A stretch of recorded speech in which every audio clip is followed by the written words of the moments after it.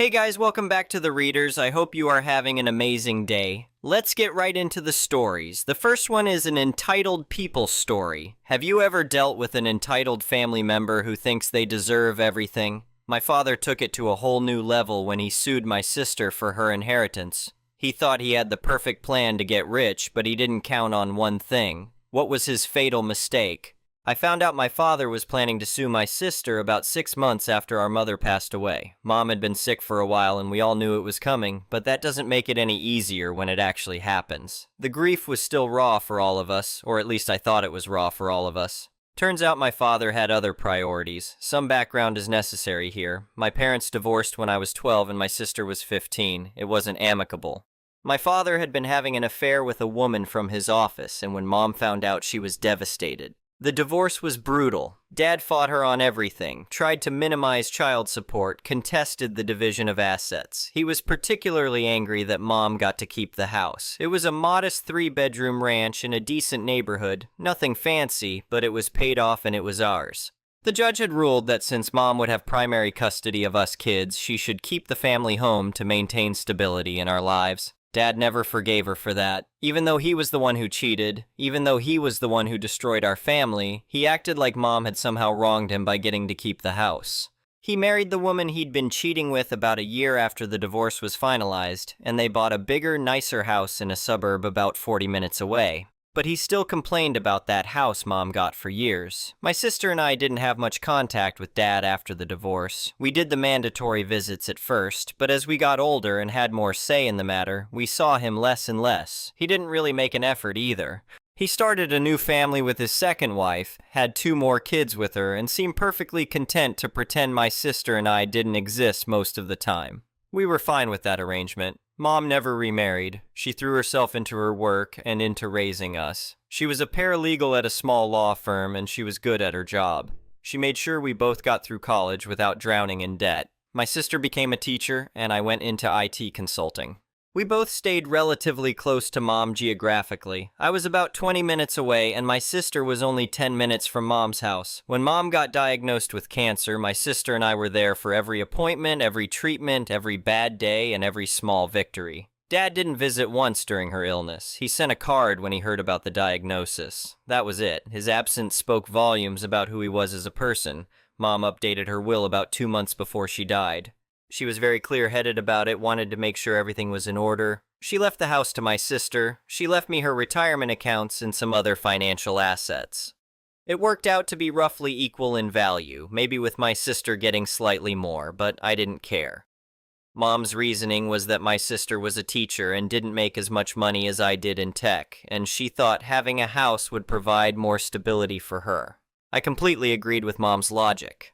My sister had been talking about buying a house but couldn't quite afford anything in our area on a teacher's salary. Inheriting Mom's house solved that problem. The will also specified that I was to receive Mom's car, her jewelry was to be split between my sister and me, and various other personal items were distributed. There was a specific clause that stated my father was to receive nothing. Mom had her lawyer write it very explicitly. I leave nothing to my ex-husband. This is intentional and not an oversight. Mom's lawyer had apparently suggested this language to avoid any confusion. The estate went through probate without any issues. Dad didn't contest anything at first. I figured he understood that he had no claim to any of Mom's assets.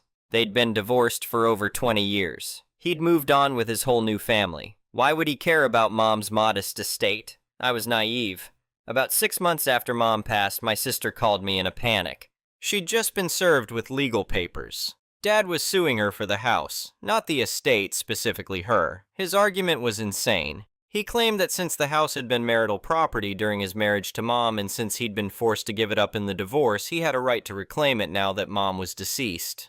His lawsuit argued that the divorce decree had been unjust, that he'd never truly relinquished his claim to the property, and that the house should revert to him as the surviving former spouse. It was completely ridiculous from a legal standpoint. The divorce had been finalized decades ago. He'd signed all the paperwork. The house had been solely in Mom's name for over 20 years. He'd remarried. There was absolutely no legitimate basis for his claim. But that didn't stop him from filing the lawsuit and putting my sister through hell. My sister was distraught. She'd just lost our mother, she was trying to grieve, and now she had to deal with this garbage from our father. The legal fees alone were going to be a nightmare. Even though his case was meritless, she'd still have to hire a lawyer to defend against it, file responses, potentially go to court. It was going to cost her thousands of dollars she didn't have. I was furious. I called my father, something I rarely did. The conversation was short. I asked him what he thought he was doing. He launched into this whole speech about how he'd been wronged in the divorce, how that house should have been his, how Mom had manipulated the system, and how he was just claiming what was rightfully his. I pointed out that he'd moved on, had a new family, owned a house that was worth twice what Mom's house was worth, and had no legal or moral claim to anything Mom left behind. He told me I didn't understand, that this was between him and my sister, and that I should stay out of it. That's when I asked him why he was really doing this. After a long pause, he admitted it wasn't even about the house itself. He'd been talking to some financial advisor who told him that real estate in Mom's neighborhood had appreciated significantly. He wanted to sell the house and pocket the money. He actually said that. He wanted to take the house Mom left to my sister, sell it, and keep the proceeds. When I asked why he thought he deserved that money, he said something about how he'd worked hard during his marriage to Mom and deserved to benefit from the investments they'd made together. I reminded him that the house had been purchased with money Mom had inherited from her parents, not from their joint income, which had been part of why she got to keep it in the divorce. He didn't care.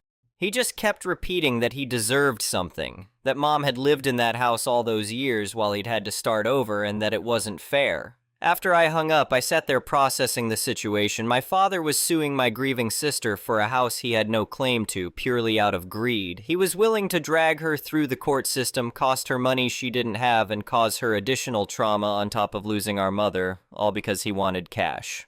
That's when I remembered something Mom's lawyer had told us during the estate planning process. He'd mentioned that one of the biggest mistakes people make is not being specific enough in their wills about who gets what and why. He'd also talked about how sometimes people who are cut out of wills will sue the estate or the beneficiaries, not because they have a legitimate case, but because they're hoping the beneficiaries will settle just to avoid the hassle and expense of litigation.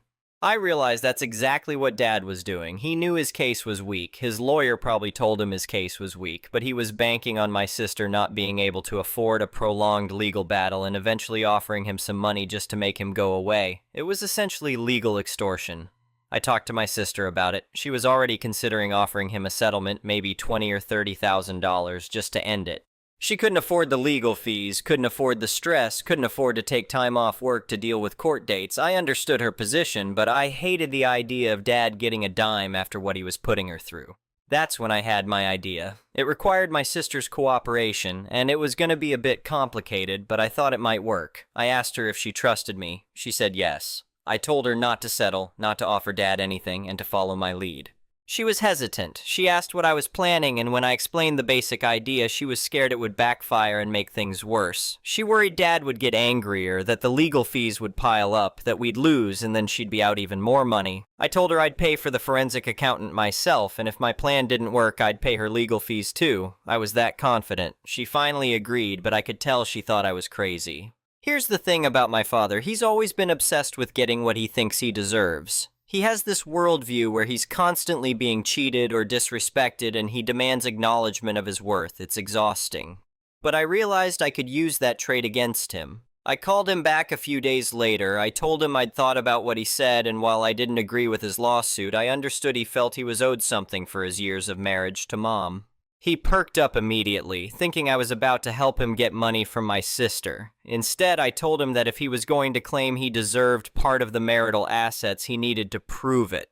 He got defensive and said he shouldn't have to prove anything, that it was obvious he'd been wronged. I said that's not how it works. If he wants to make a legal claim, he needs documentation. He got angry and said fine, he'd have his lawyer document everything. He said they should go through every single record from the marriage, every asset, every contribution he made, everything, and then everyone would see how unfair the divorce settlement had been. I asked if he was sure he wanted everything examined. He said absolutely, he had nothing to hide, and a complete forensic accounting would prove he deserved compensation. He actually used those words, complete forensic accounting. He said once everything was laid out properly, it would be obvious he'd been cheated. He went on for a while about how the numbers would speak for themselves, how any objective analysis would show he got a raw deal, and how he wanted every dollar accounted for. I said okay, if that's what he wanted, we could arrange that. He seemed satisfied, like he'd won something. He told me to have the accounting ready for his lawyer and hung up feeling triumphant. Perfect, I hired a forensic accountant.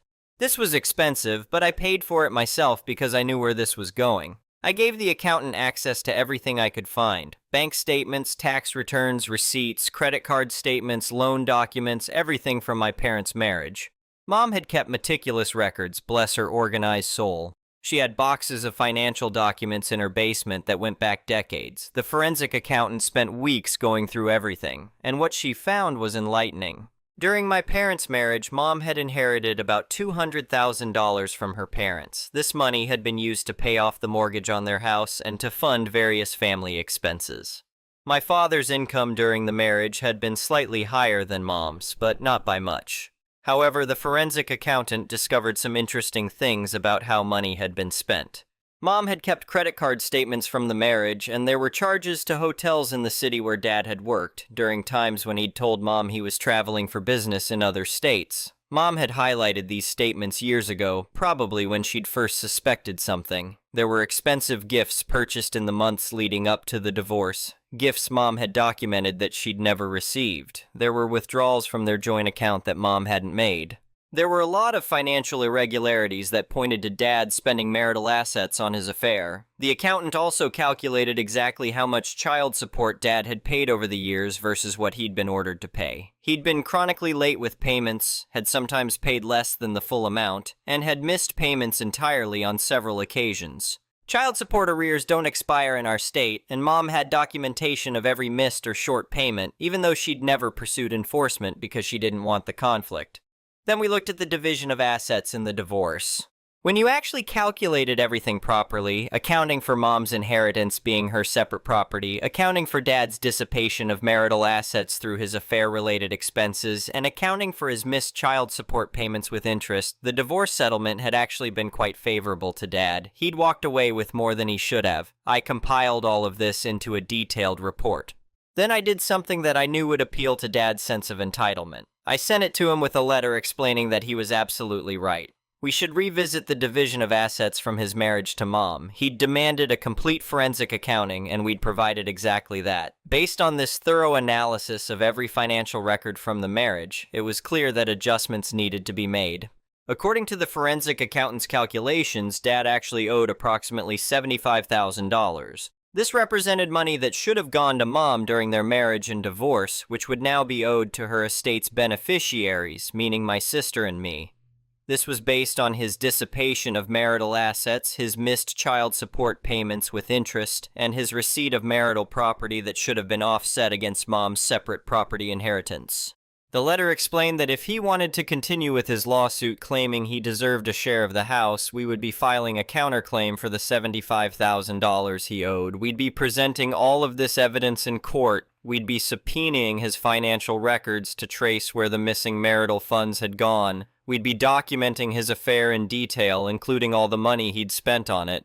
We'd be bringing in his ex-girlfriend turned second wife to testify about their relationship timeline. We'd be making everything public record. I knew my father. He'd built a nice life with his second family. He presented himself as a responsible, respectable person in his community. He was active in his church. He coached youth soccer. He did not want his affair, his financial misconduct, and his failures as a father exposed in public court proceedings. The letter concluded by offering him a choice. He could withdraw his lawsuit against my sister immediately, sign a document acknowledging he had no claim to any of Mom's estate, and agree never to pursue any further legal action related to her property. In exchange, we would not file our counterclaim, and all the information in the forensic accounting report would remain private. Or he could proceed with his lawsuit, and we would absolutely file the counterclaim and present every bit of evidence we had in open court. I had the letter and report hand-delivered to Dad by a process server, the same way he'd served my sister with his lawsuit. I wanted him to feel what that was like. The report was thick, over 100 pages of detailed financial analysis. I imagined him sitting there reading through it, watching his case fall apart page by page. When I finally sent Dad the report and the ultimatum letter, I called my sister first to give her a heads up. She was terrified. Those 3 days waiting for his response were torture for her. She called me probably 10 times, convinced we'd made a huge mistake. She kept saying we'd backed him into a corner and he'd come out fighting. I told her to trust me, that I knew Dad and that his self-preservation instinct would kick in. I didn't have to wait long for a response. His lawyer called my sister's lawyer within 3 days. Dad was withdrawing the lawsuit. He'd signed whatever documents were needed to confirm he had no claim to the estate. He just wanted the whole thing to go away. When his lawyer finally called to say Dad was withdrawing the lawsuit, my sister cried. Not sad tears, relief tears. She said she'd been preparing herself to lose the house, to have to move, to start over. She couldn't believe we'd actually won. She kept thanking me over and over.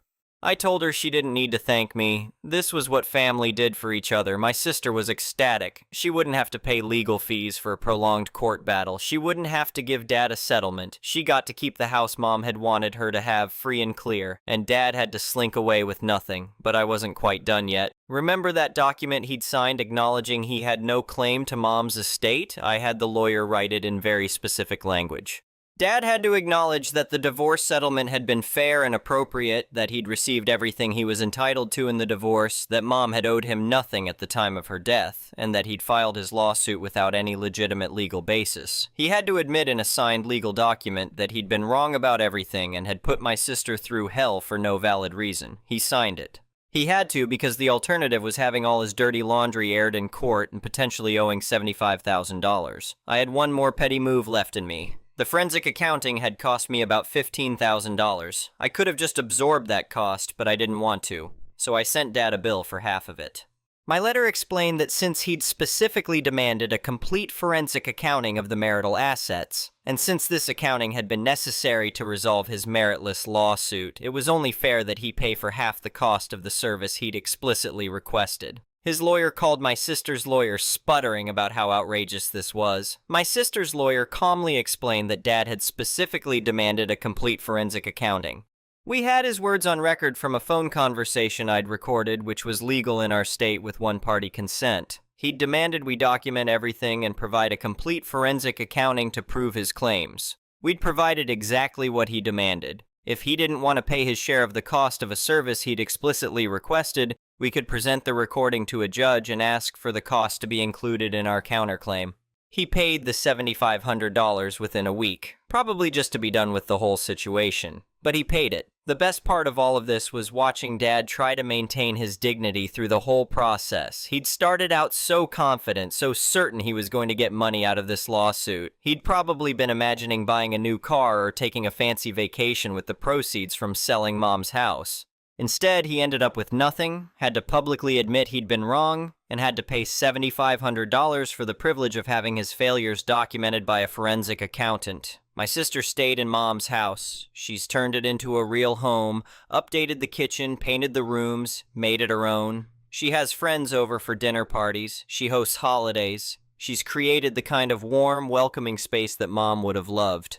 Every time I visit, I think about how different things would be if Dad had succeeded in taking the house away from her. I also think about the fact that Dad demanded an accounting of what he deserved, and he got exactly that. He demanded we recognize his contributions to the marriage and acknowledge what was owed to him. We did. It just turned out that what was owed flowed in the opposite direction from what he'd expected. The whole situation taught me something about entitled people. They're so focused on what they think they deserve that they can't see the bigger picture. Dad was so fixated on the idea that he'd been cheated out of the house that he couldn't consider the possibility that the divorce settlement had actually been fair or even favorable to him. He couldn't imagine that a complete accounting of the marriage might not work in his favor. He just assumed he deserved more, and he was willing to hurt his own daughter to get it. His greed and entitlement blinded him to the risks of what he was demanding. He wanted everything examined, so we examined everything. He wanted to revisit the divorce settlement, so we revisited it thoroughly. He wanted an accounting of what was owed, so we calculated it precisely. And when the results didn't match his fantasy of being a wronged party, he had no choice but to accept them or face even worse consequences. I won't pretend I didn't enjoy watching him squirm. After what he put my sister through, after abandoning us as kids, after cheating on Mom and then acting like she'd wronged him, after refusing to visit Mom when she was dying, and after trying to steal the house she'd left to my sister, I felt he deserved every bit of discomfort he experienced. My sister asked me once if I felt bad about the whole thing. I don't. I gave Dad exactly what he asked for. He wanted a legal battle over assets, he got one. He wanted everything from the marriage examined, we examined it. He demanded a complete forensic accounting to prove what he was owed. We provided it. The fact that the results weren't what he wanted isn't my fault. That's on him for being so convinced of his own victimhood that he couldn't see reality. The relationship between Dad and me is now completely non-existent. We don't talk, we don't see each other. I'm not invited to family events with his second family, and I wouldn't go if I were invited. My sister is in the same boat. His other kids, our half-siblings, are grown now, and we don't really know them. That's fine. Some families are better off with distance between certain members. I do sometimes wonder if Dad ever thinks about how differently things could have gone. If he'd just left us alone after Mom died, if he'd let my sister grieve and settle into the house Mom left her, he could have maintained at least a superficial relationship with us. He could have pretended to be a decent person. Instead, his greed drove him to do something so cruel and baseless that whatever fragile connection we still had was completely severed. But that's the thing about entitled people. They can't help themselves. They see an opportunity to get something they want, and they take it, regardless of who gets hurt or what relationships get destroyed in the process. Dad saw Mom's death as an opportunity to finally get his hands on that house, and he took his shot. He just didn't expect his children to fight back effectively. The forensic accountant I hired told me that this kind of situation is more common than people think.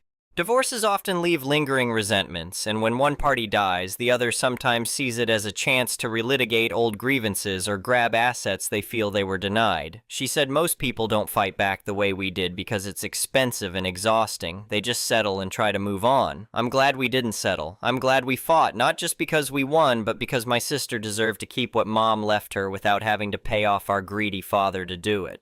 And Dad deserved to face consequences for his cruelty. The signed document admitting his lawsuit was baseless is filed with the court. It's public record. If Dad ever tries to tell people his version of events, where he was somehow wronged, anyone can look up the actual court documents and see that he legally acknowledged he had no legitimate claim. That brings me more satisfaction than I probably should admit. In the end, Dad's entitled demand for what he thought he deserved led directly to him getting nothing and having to pay for the privilege. He wanted to take from my sister, and instead, he ended up having to give. He wanted to be proven right, and instead he had to sign a document admitting he was wrong. He wanted money, and instead he had to pay money. He demanded a complete accounting of the marriage to prove he'd been cheated, and the accounting proved the exact opposite. That's the beauty of malicious compliance. When someone makes demands based on false premises or entitlement, giving them exactly what they ask for can be the perfect revenge. Dad demanded a thorough accounting, absolute transparency, and a complete examination of what was owed. He got all of that, just not the result he wanted. My sister and I are closer now than we've ever been. Going through this situation together strengthened our relationship. We've talked about how strange it is that Dad's attempt to come between us and steal from her actually brought us closer together. We support each other, we spend time together, and we honor Mom's memory by being there for each other the way she was always there for us. The house stands as a testament to Mom's love and her desire to take care of her daughter. Dad's failed attempt to take it away just reinforced how right Mom was to leave it to my sister and how important it was to keep it out of Dad's hands. Every holiday, every birthday, every family gathering we have, there is a reminder that love and family loyalty defeated greed and entitlement. I still have the forensic accounting report. It sits in a file in my office. I'll probably never need it again, but I keep it anyway as a reminder. A reminder that entitled people often overestimate their position, that demands based on greed can backfire spectacularly, and that sometimes the best way to defeat someone is to give them exactly what they ask for. The next one is a malicious compliance story. Back about 7 years ago, I was promoted to office manager of a small construction company. I inherited a very messy role. The previous office manager was disorganized and technologically disadvantaged. When I came into the role, I was brand new to the type of work, but I have always been very detail-oriented. I didn't understand the vendor or inventory process, so I immediately began to log everything I could so I would be able to make reports/understand it all. Fast forward about 2 months into the role, and the owner of the company informs me he only wants to sign checks 1 day a week. Essentially, we would inform our vendors that any invoices received Friday, Thursday at noon would have a check cut and signed on Friday. I am not sure if this is standard anywhere else, but judging by a few vendors' reactions, it wasn't in this industry. Understandable, we are talking about truck drivers who go and pick up a load of material, pay for it, then deliver it to the job or our yard. So if they do that Friday, turn in the invoice, they are out $501,000 until the next Friday. They were used to being paid within 1-2 days, and some of these guys live paycheck to paycheck. It wasn't ideal for them. I sent out an email to the vendors and explained the processes. While not all of them were happy, no one had too much of an issue with it. I gave them, I think, like 2 weeks of notice before the policy would begin. Plus, we had worked with all of them for years. They knew we were good for the money. Then there was this one vendor. He stated it was going to be a headache. I apologized, explained this was the new policy and we couldn't adjust. He accepted it, I thought, and we moved on. 3 or 4 weeks later, he calls me in a hissy fit because he needs his check now. I apologized, explained to him that his check was going to be signed the next day, this was a Thursday, as per our policy, and told him my hands were tied. He hung up on me and called my coworker, project manager. He was screaming into the phone, which, since we were in the same tiny office, meant I heard every word. It ended with, "I won't work with that bitch from here on out. I will only talk with you." Oh, really? That is how it is? Well, here's the thing. Like I said, I am pretty detail-oriented. The product he delivered to our yard was consistently off. My system would say we have 100 yards of it, but my super would be asking for 3 more loads, 45 yards each, because the back had roughly 10 yards left. I had brought up the issue with the owner and super. We had established a new protocol that our personal crew truck drivers needed to fill out papers every day to show what they were taking to projects. I was keeping track of every yard, and sure, there should have been some loss, but 100 yards? I had always assumed it was a shortage on our end. That we were overusing this material, or they weren't tracking their loads to jobs correctly, or we were measuring it incorrectly in the back, probably a combination of the 3. After being called a bitch, though, I called one of my vendors who delivered a different material and asked him if he could deliver this material. I told him how much we got, 45 yards a truck, usually 3 truckloads every other week for blank cost. And he was bewildered. He goes, "How is that guy matching that cost? That is unbelievably low." Then he asked me who the vendor was. He tells me, "That guy's truck can't carry more than 20 yards.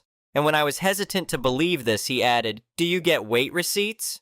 I had never heard of weight receipts. Again, I was an absolute baby in this industry. No one had trained me. However, I had noticed that every other vendor had a weight written on their invoices, something I had logged but never paid too close attention to because we measured in yardage, not tonnage. There were some items that I would convert to yards because they only gave me weight, but then most had yards and tonnage notated. While this guy always turned in a handwritten ticket that said 45 yards. This is how it had always been. The office manager before me would order 3 loads of 45 yards of material. It would be delivered in the back. I don't think she would tell the back how much should be there, and I certainly never did either. Not until I started to notice the discrepancies. Not until I started creating processes to fix the discrepancies. Favorite vendor goes on to say, "Hey, I know the yard he picks up from. I pick up different material there and am friendly with them. They should have copies of the receipts. I am going to try to get them for you." He asked what day our last delivery was. I give him the details. Despite liking this vendor, I was pretty skeptical. Surely he just wants my business and wants me to pay more. Still, I couldn't lie and say I wasn't curious if what he was saying was right. That day, he texts me some photos of the receipts. Sure enough, that vendor's name is on them. The date matches. The driver's name matches. I hadn't shared that. The timestamps even matched from how long the drive from this yard to our yard was when he arrived according to my cameras. So, he was picking up only 20 yards of the material each time. He was overcharging us 75 yards each time we ordered paid, which is how he was giving us such a deal. It turns out the owner had demanded previous office manager negotiate this deal. I dug up all our past dealings with him. Unfortunately, previous office manager had not kept receipts, so I only had past checks in our system to go off of. We had worked with this guy for years. Potentially it was tens of thousands of dollars in theft, but without receipt/weight receipts, there wasn't much we could do except not work with him anymore. I asked favorite vendor for his price. I checked around with other vendors, found it to be a decent price, started to order from him from there on out, so yeah. That guy never worked with that bitch again. He got what he wanted. He reached out to coworker a few times when we stopped ordering. Coworker told him each time, talk to office manager. He called me once, but I didn't answer. He had said he never wanted to talk to me again either, so he got his wish. I am no longer the office manager, thank God. I hated that role and rejoiced the day I was able to hire someone else for it. The current office manager still cuts checks on Fridays only. I was able to sit her down and give her a lot more information training than I received. We now work with far more established companies that have 30-day policies and credit. This is more due to development in our area making bigger companies available to us. Favorite vendor actually sold his company to one of those bigger companies, which is sad but business. The next one is an entitled people story. I am a 43-year-old woman, and I am an anxious flyer. Not because I am afraid of flying, but because I am afraid of people. So I am actually pretty happy with how I am handling the situation that is happening right now. I am flying back from a vacation in Costa Rica. I paid extra for priority boarding and an exit row seat. The flight was supposedly full, but somehow the middle seat next to me is empty. I am in the aisle seat. It is a 4-hour flight, so not having to rub shoulders with a stranger is a very welcome surprise. I got settled in. My electronics were charging, I had my things in the seat back pocket, the Wi-Fi was connected, and I had ordered some food and drinks from the flight attendant. Having an extra tray table between me and the passenger in the window seat was also quite helpful. Just as I was starting my snacks and mixing my drink, the man across the aisle from me, who looked to be in his 50s, asked if the middle seat was empty. I took off my headphones and said, "Yup." Then I put my headphones back on. A couple of minutes later, he started talking at me again, so I removed my headphones again. He said, "Hey, switch seats with me so my wife in the back of the plane can come up and sit next to me in that empty middle seat." I said, "Well, I'm all settled in right now and don't really want to move while eating, but if you wait..." He interrupted me and said it would be really easy to switch all our stuff. I tried again to say that I would switch when I was done eating, but he did not listen. He just talked over me. Unbelievable. So I can't sit next to my wife because you won't just do a simple thing like switch one aisle seat for another. So ridiculous. How unbelievably rude.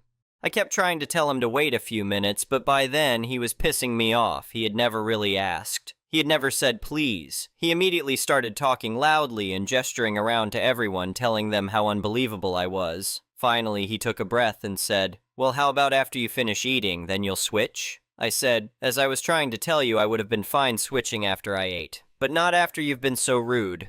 Now, I'm not switching with you at all." Of course, that made him incensed. He continued to bluster and complain about how unbelievable I was and how I was keeping him from his poor wife, who was sitting with strangers. How dare I? Then he tried to talk to the man next to him about how evil I was. After that, he leaned across the aisle and glared directly at me from about 18 inches away, shaking his head and making disappointed noises. At one point, he mumbled something under his breath. I think he said idiot, but it was hard to hear because I had already put my headphones back on and was ignoring him.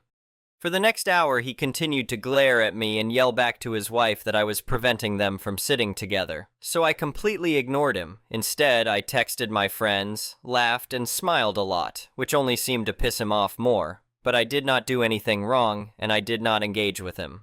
At this point, we are about an hour from landing, and he seems to have given up. He is leaning back now and no longer staring at me. I have a feeling he is going to say something when we are disembarking, either to me or to the people around us, about how unbelievable and ridiculous I am. My plan is to just half smile and say, okay. I'm going to try my best not to take the bait and get into an argument because there is no point with people like this, but I know it will be hard for me. Any advice? Also, let me know what you would say in a situation like this. If this guy were capable of listening, I would tell him that it is his own fault for not upgrading his wife's seat and getting seats together before the flight. I also want to reiterate that I would have switched, even though I did not want to until he became rude and entitled, but I doubt saying that would make any difference, so instead I am just not going to give him a reaction. Anyway, thank you for watching.